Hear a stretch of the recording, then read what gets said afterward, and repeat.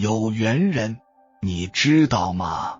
历史上将要发生的大事，那些先知先觉的高人通过观察天象能够预知，并用独特的语言记录下来，如诸葛亮的马前课、邵雍的梅花诗和刘伯温的烧饼歌等等。而大明功臣刘伯温可谓神人，他以玄学造诣和历史洞察预言明朝国运、圣人降世、社会变革，体现天人合一、阴阳五行思辨和道德伦理，为后人留下的事迹很多。有人就说了，这个烧饼歌终究预言了2025年东方出圣人，并指出救世主的身世。这是真的吗？刘伯温真的如此厉害吗？我们今天就来聊一下关于刘伯温的这个预言。天下有难，圣人方出。当世界陷入动荡，人心迷失于浮躁与困境，正是圣人降世的时刻。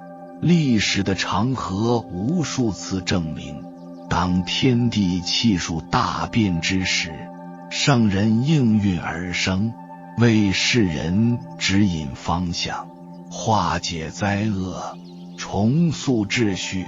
圣人常出逆境，在沉浮苦难中磨砺心性，久历浑浊五行偏枯之境，方能洞察天地人三才之奥秘，成就无为而化有为的智慧。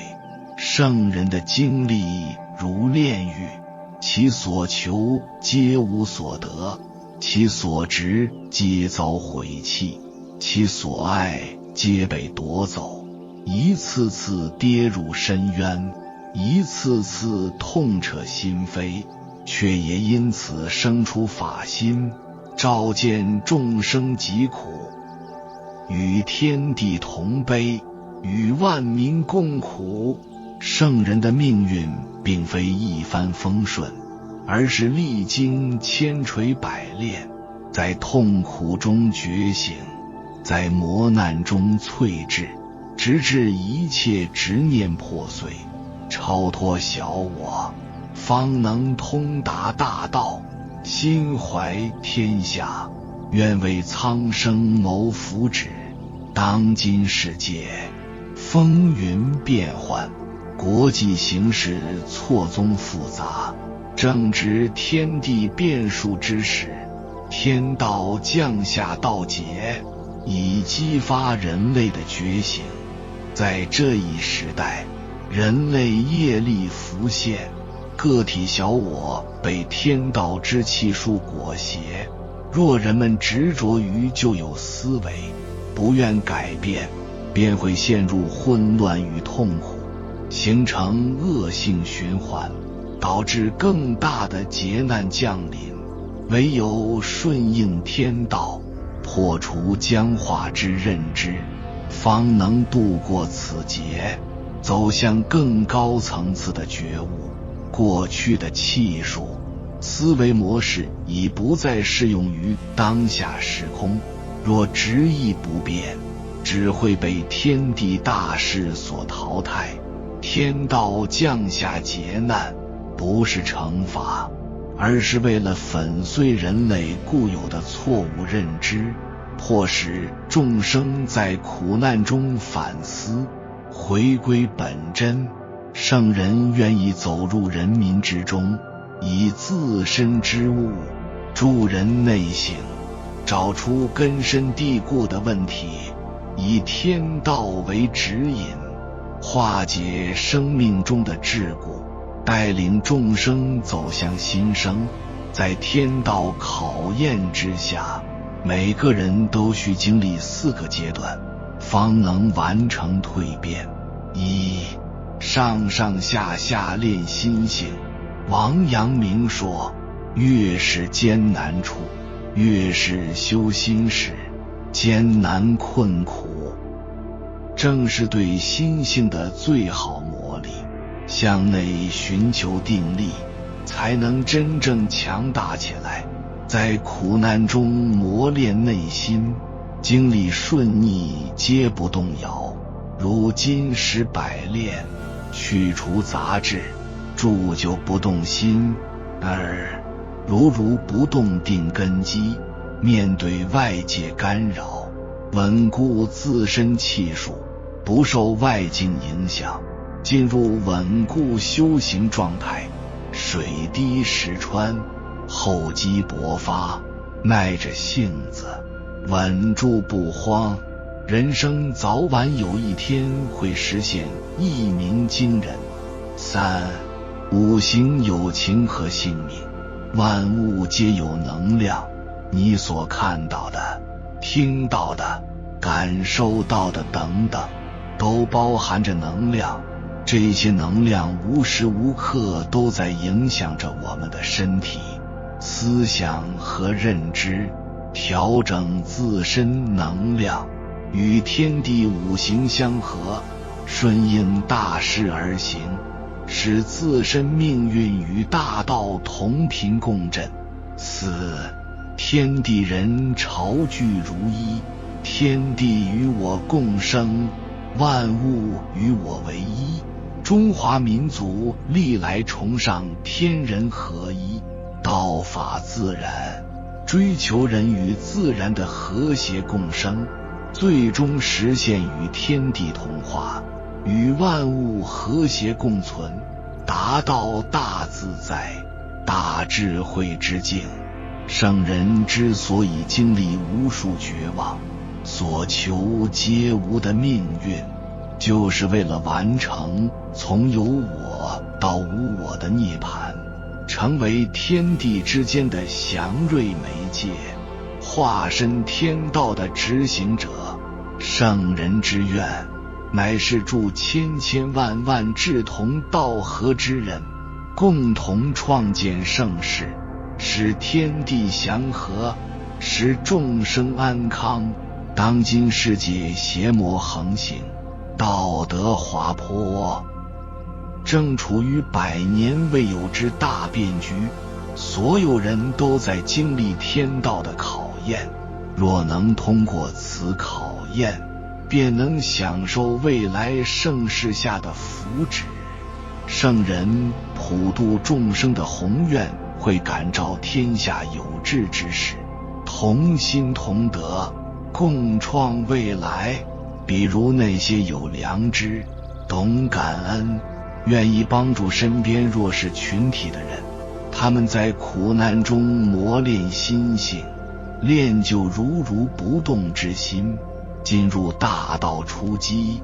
圣人愿以普度正法引导，助其破除执念，通达人生气数。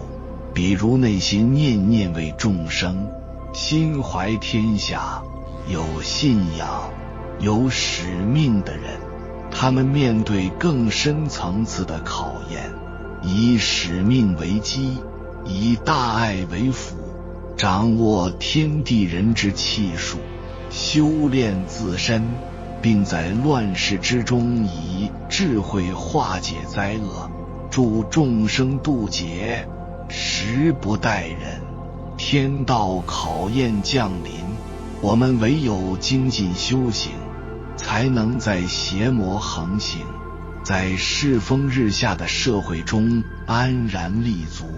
圣人愿引领志同道合者，以道化世，正法度人，齐心协力，将幸福美满的生活普照天下，共同迎接辉煌的新时代。刘伯温预言一再警醒世人，所谓天道无亲，唯德是辅。只有对于天地的敬畏，善良的德行，才是真正的避祸之道。其中善字在碑记中就出现了数次，行善之人得一见，世上有人行大善，除非善乃能保全。人类在上天降下的劫难面前，渺小而无助，唯有真心忏悔，行善积德，感恩天地父母，这才是躲过劫难的办法。2025年从现在开始，地球正在进入能量大升级时期，一系列变化都是在提醒我们一件事：人类是时候觉醒了。如果你再不觉醒，那么所有的痛苦都会找到你。有一批人倒下，就必然有一批人站起来，这是历史铁律。当生意人大量消失的时候，各种价值主体将纷纷崛起，这些人才是未来真正的脊梁。国富论里面有一个观点，利润减少是商业繁荣的必然结果，因为竞争越来越充分，越来越公平。从哲学上也可以这样辩证地看，之前社会的需求和供给都是靠大量的生意人去对接完成的，而现在互联网那么发达，根本不需要那么多生意人去对接了，靠算法和大数据就可以精准预知各种需求，然后迅速完成生产。这时生意人还有什么用？什么是价值主体呢？比如有文化的农民，有匠心的工人，知识分子，设计师，医生，律师，作家，司机，表演者等等。在经济的下半场，社会结构将从物质架构向知识架构转变。未来我们已经不缺物质，产能已经严重过剩，未来人们缺的是精神粮食，是知识型产品。未来3年，一个人如果没有文化，想赚到钱，已经基本不可能，因为我们开始靠无形的东西赚钱，比如认知、影响力、精神力等等。今后所有的物质产品，要么就是零利润，要么就是免费提供，这就是马克思所说的按需分配。随着物质的丰富，我们一定能进入这个状态，因为很多企业现在根本就不靠产品挣钱，而是靠其他服务盈利。未来只有2种产业能够赚钱，第一个是服务业，第二个是教育业。如果一个企业不能把自己往这2大产业去转型升级，未来一定无钱可赚，或者只能赚到非常少的利润。40年前，商业的重心是产品，我们都在靠产品赚钱，而如今商业的重心是人，我们必须围绕如何服务人，提升人为核心去开展商业。未来社会将诞生大量自由职业者，无数平台的崛起，使个人有机会参与创造和价值输出。你越有能力，越有特点，越有特长，就越不需要依附某个地方。你的个人能量越高，也就是说修行的德行越高，你越能够脱颖而出。未来合作才是最重要的，分工合作，共同协作的合作关系才是最好的。人们之间的关系将从雇佣与被雇佣的劳资关系转变成共同协作的合伙关系，也就是平台个人结构。因此在这种情况下，木桶理论不再正确，而是需要刻意扬长。你的长处决定着你的层次。当你把某方面做到极致的时候，自然会有人来与你配合。一旦形成优势互补之态，就意味着能发挥出11远大于2的价值。未来，人的独立性会越来越强，协作性也会越来越强。和而不同正在成为人与人之间的主流关系。3年到5年后，线上的虚拟经济和线下的实体经济也是交相辉映的，它们形成了经济主体。实体经济的主要功能是服务人，点对点的个性化服务才有互动的价值。而你要知道，最强的对手是你自己。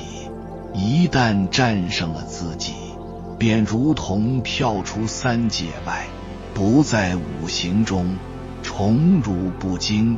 看庭前花开花落，去留无意，望天上云卷云舒。对于每个人来说，传统奋斗的5大关键词为背景、学历、资源、人脉、资历。今后奋斗的5大关键词为智慧、创新、独立、个性、理想。由外求变为内求。外求即求关系、求渠道、求机会。内求即要激发起自己的兴趣、热情和希望。当你做好你自己，外界的东西就会被你吸引过来。这就是所谓的求人不如求己。未来个人的财富路线是这样的：行为、能力、信用、人格、财富。在大数据和互联网的帮助下，你的行为积累出了你的信用值，然后以信用值为支点，能力为杠杆，人格为动力，联合撬动的力量范围就是你的财富值，也是你所掌控的世界的大小。这也能够说明了我们能做到什么，输出什么，对方选择我们，皆是以新的标准去看待。这个时代对人们最大的考验其实是选择，因为太多的选择让我们忘记了初心，被时代裹挟着，变得焦虑彷徨。世界越是纷繁杂复，我们越需要冷静。每一个阶段只要做好一件事情就够了。大事要清醒，也就是在最重要的决策上绝不可以出错，一定要快、狠、准。小事要糊涂，在很多纷杂的小事上切不可斤斤计较，否则你的人生会很累。比起产品同质化，更可怕的是人的同质化。让我们慢下来，各归其位，踏实做好当下的事情，不论时代如何变迁。才华才是唯一经得住岁月和时间摧残的。保持学习，保持进步。对于个人来说，未来由于自由时间和空间越来越大，所以自我管理能力的重要性就仅次于创新能力。自我管理是一种自我约束，也是一种自我发掘。这一点任何人都帮不了，只能靠自己历练和修行。生命有3次大转折，每次都是大升级。第一次大转折，摆脱了现实对自己的束缚，不再为了钱而日夜奔波，实现了物质独立、精神独立、人格独立，成为一个相对自由的人，开始思考精神方面。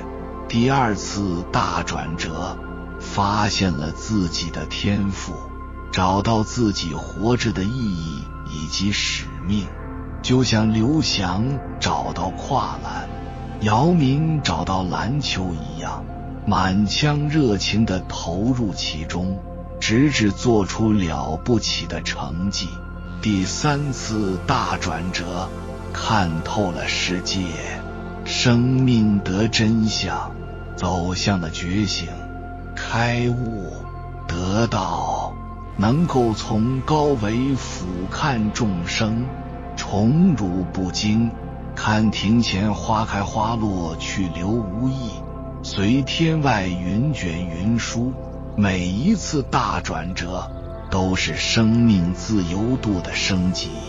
在未来，传统文化一定要重视，要不断复兴。可以预测，未来社会心理出现问题的人会越来越多。这种心理问题就是压抑，压力导致的心理问题的爆发，会让我们再一次走回修心这条路。天道无亲，常与善人。所谓善人，就是善于遵循天道的人，就是觉醒之人。有大破必有大立，必然有一部分人会觉醒，这样能量才能保持平衡，这也是宇宙的平衡之道。大家有没有发现，在这个撕裂的时代，脑子正常的人已经没有几个了，几乎人人都有心理问题，每个人都是压抑的，得不到排解。其实人类进化到今天，变成了一种非常矛盾的生物。如果一直回忆过去，就会抑郁；如果总是展望未来，就会焦虑；如果很努力，就会陷入内卷；如果一直躺平，就会陷入内耗；如果欲望得到了满足，就会很无聊；如果欲望得不到满足，就会很痛苦。行也不是，做也不是，这也不是，那也不是，站着难受，躺平也难受，这就是现代人的状态。大家想想是不是这样？其实人类从未如此矛盾，人和人之间如此熟悉，但又如此陌生，即便一起聚会，也是各自看着手机。人和人的距离看似被互联网拉近了，但心和心的距离反而变远了。大家有没有这种感觉？我们每个人似乎都在期待什么，但也说不上是什么。同时呢，我们每个人也在防备着什么，也说不上来是什么。所以人们彼此期待，但又彼此防备。我们无比渴望被关怀，但又怕受到伤害。这个时代几乎人人都缺爱，每个人都渴望被看见，被理解，被欣赏，但又害怕被伤害。人类从未像今天这样无比冷漠，但又无比需要爱。所以这是最好的时代，也是最坏的时代。人们正在上天堂，人们也正在下地狱。那么人类的出路在哪里呢？我经常说，人类在集体迷茫，人类也在集体觉醒。未来只有一种人能活得很好，那就是觉醒的人。我们正在面临一个非常残酷的事实，地球上的绝大部分人都将被淘汰。就像2亿年前的恐龙开始灭绝一样，只有觉醒的人还有存在的意义。整个地球都将焕然一新，3维的物质世界正在坍塌，4维的精神时代彻底到来。道德经里说，天道无亲，常与善人。所谓善人，就是善于遵循天道的人，也就是觉醒的人。有大破必有大立，当大部分人被淘汰，就必然有一小部分人会觉醒。人一旦觉醒了，就能看清了自身所有的问题了，生命就会走向大升级，我们称之为真正的人。人类发展到今天，只有这条出路了，否则活着会无比痛苦。地球上这些年发生的事，就是在提醒我们，人类该觉醒了。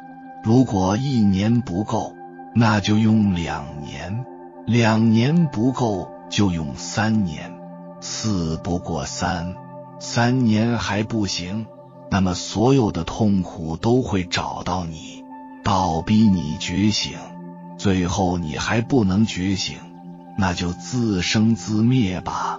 大家记住，从现在开始，地球能量大升级，每个人都将面一场生死考验。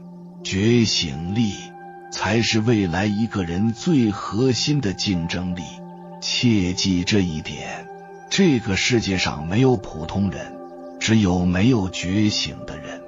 如果你的善根足够大，你的福报足够大，老天就会让你提早进入宵夜环节，就会在你的前半生为你安排情节，经历挫折以及种种人情世故，让你看透世态炎凉，让你早早的醒来。醒来后的你就像是重生，自此你会脱胎换骨，你会换一种性格，换一种心态，你不再会在意别人如何看你，如何说你，如何定义你，因为你知道，他眼中的你本就是他自己。你会允许别人如他所示，允许一切的发生，允许他如此的评判你，如此的对待你，因为你知道他的思维认知本就这样，在他那里他就是对的。而你会允许一切如其所示。你要明白，凡是模拟皆为度你，不要让任何人消耗你的能量。我们修行路上一切向内求，莫伤人，莫恨人，心随境转，随之而来的就是能量场的改变。当你觉察内心的感受，才能重新认识自己。很多时候我们从别人口中认识自己，那不是真正的你，因为只有你觉醒后认识你自己，别人只是站在他的认知角度告知你是什么样的人，只是他当下频率的认知，并不完全定义你是什么样的人。只有你自己觉醒后了解你是什么样的人。当你渴望别人了解你的时候，你内心是匮乏的，就会不断的攀援。当你渴望别人认可你的时候，你内心是匮乏的，就会不断的抓取。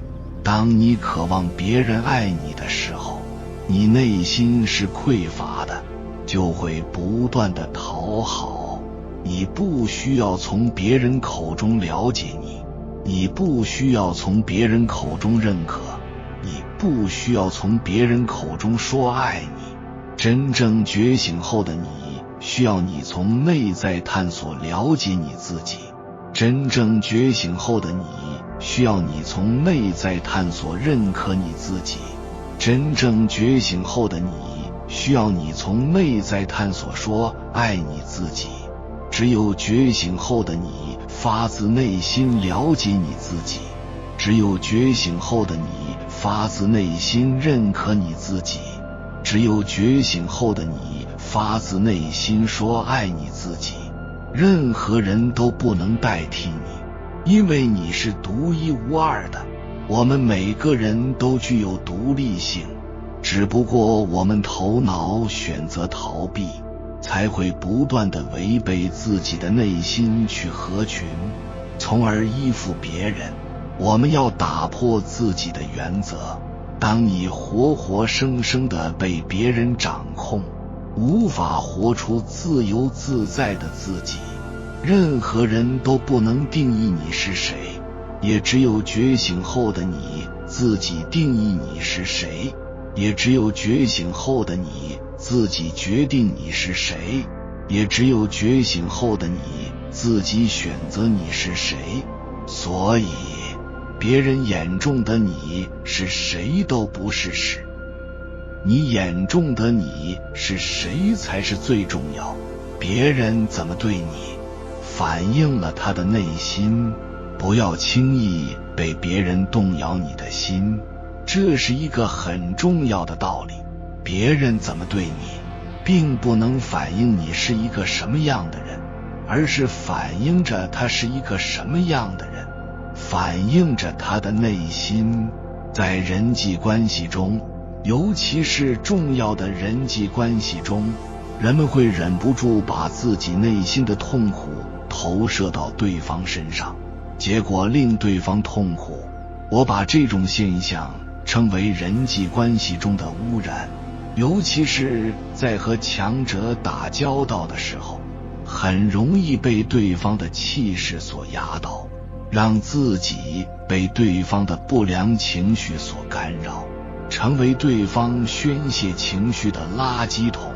人生是一个漫长的历程，如果我们总是被别人这样污染，那最后我们的身心就会落下很多问题。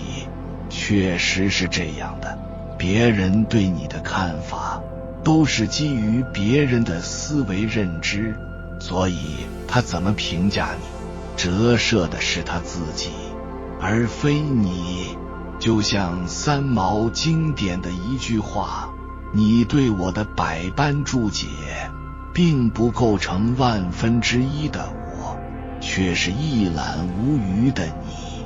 意思就是说，你眼中的你不是你，别人眼中的你也不是你，你眼中的别人才是真正的你。心理学家波尔斯说过，我们以为我们活在一个四周都是玻璃的房子里，我们看到的都是全世界。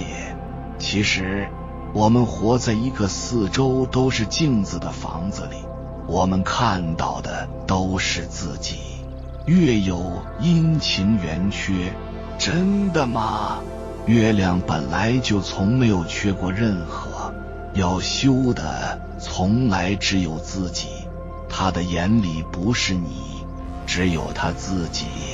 不管你付出多少，他都记不住，只会觉得你做这些都是应该的，即使你为他做过不计其数的让步，容忍一切他迟到累了等借口，也不会让他怀有感恩。他们很看重自己的想法，感受自己的感受，所以你眼中的你不是你，别人眼中的你也不是你，只有你眼中的别人才是真正的你。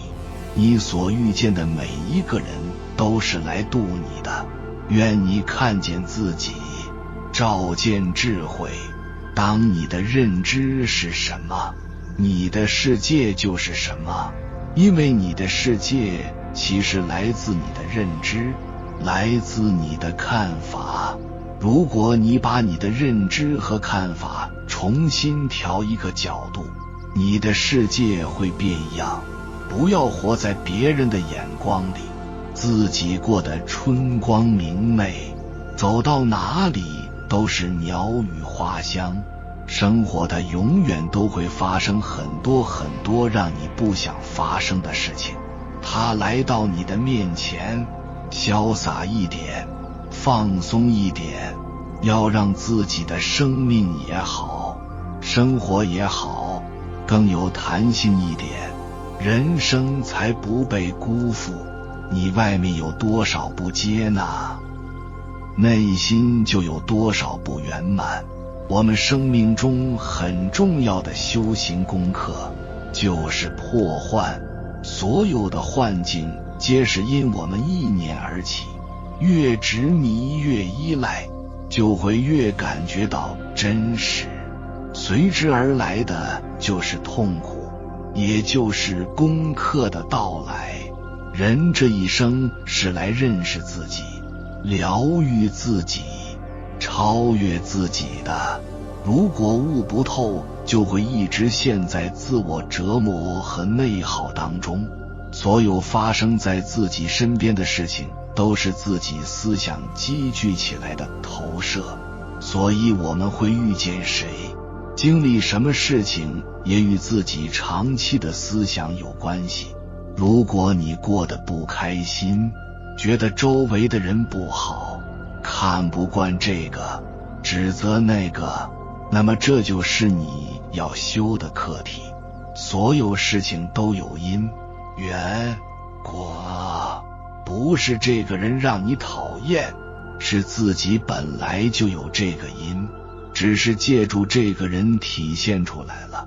即便没有这个人，也会有另一个人来显现这件事。根源在自己的种子印记，别人都是你另外的样子，你的侧面。所以欢喜别人就是欢喜自己，憎恨别人就是憎恨自己。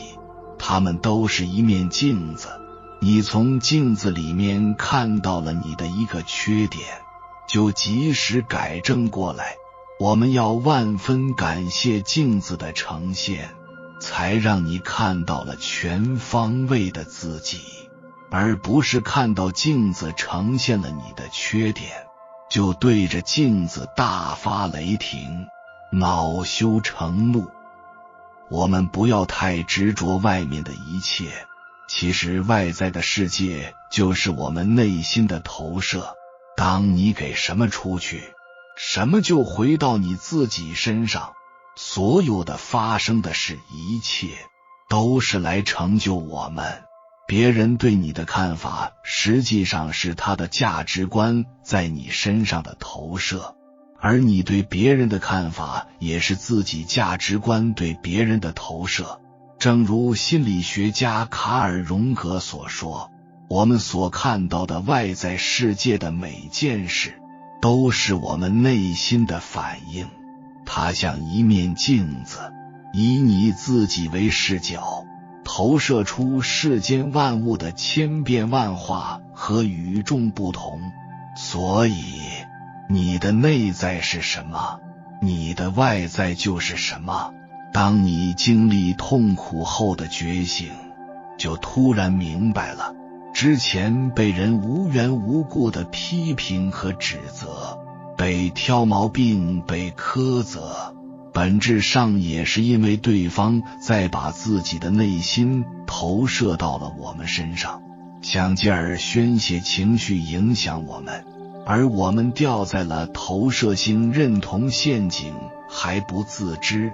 现实生活中，投射现象无处不在，尤其有那么一些人总喜欢压别人一头，喜欢竞争，见不得人开心。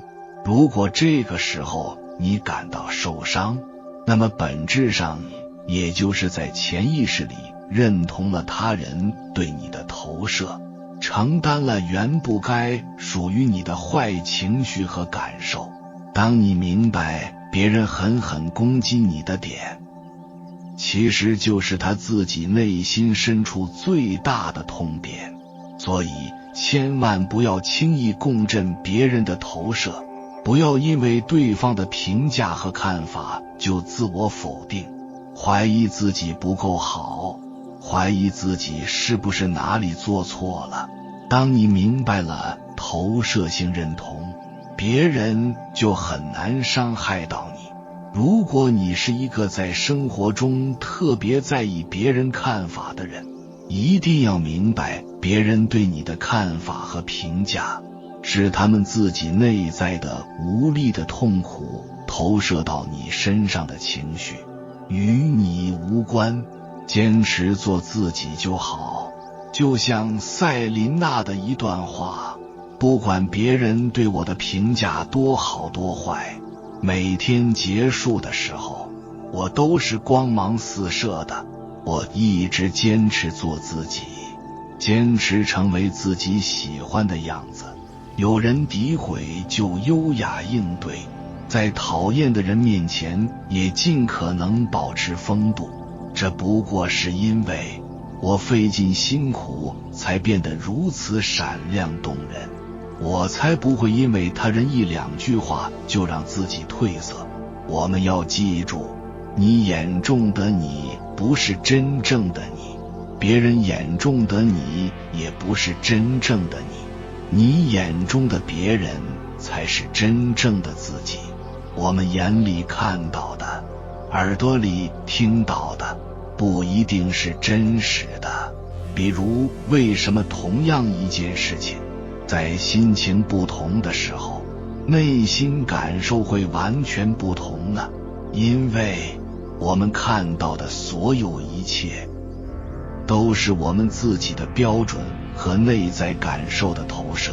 同样一件事情，不同的视角就是会有不同的思考维度，由此带来的结果也会不同。